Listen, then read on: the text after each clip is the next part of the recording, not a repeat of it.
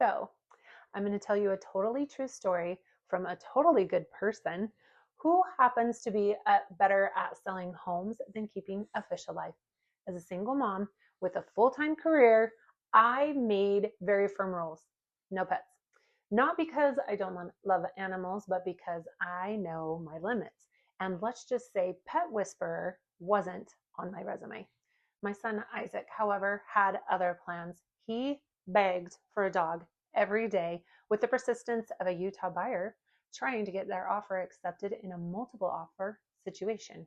If you could see his big brown eyes and his tender heart, you would understand why I eventually caved in just a tiny bit and bought him a fish, which I accidentally put in the window. Turns out direct sunlight plus fish equals quick lesson on why I should stick to real estate and not marine biology.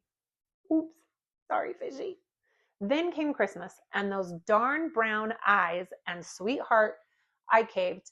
I recruited my sister to pick out a cute, friendly little hamster. She found the perfect one. So perfect, in fact, that her own son fell in love with him. So what does she do? She goes back to the pet store on December 24th, ready to redeem herself.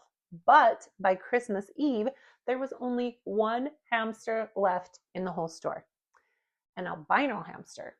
White fur, red eyes, vibes of, I might haunt your dreams. As she approached the cage, it ran for her, slammed itself into the bars, and started gnawing on it like it was eating a corn on the cob. But it was Christmas Eve, and desperate times call for desperate rodents.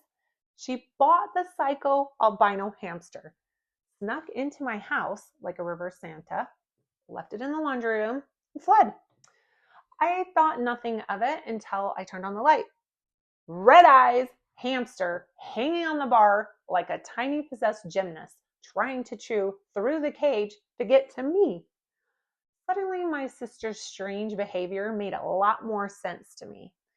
But it was Christmas. What was I to do? So my sweet Isaac received the most unhinged hamster in the state of Utah, and he loved him. Didn't care that he couldn't hold him, didn't care that he behaved like he had beef with the entire human race. He talked to him through the bars like a tiny little rodent therapist. And in the end, when the hamster was very old and nearing his final days, he finally let Isaac hold him. A Christmas miracle, just delayed significantly. Do I feel guilty? Yes. Was I traumatized? Absolutely. Was Isaac thrilled? Every single day. So the moral of the story is, if you want a pet for your child, do your own research and choose it yourself, just like when you're buying a home in Utah. Don't leave it to someone else. Don't settle for the last one on the shelf, and always check for red eyes. And if you ever need help finding a home, unlike hamsters, I can promise you, I only pick you the very best one.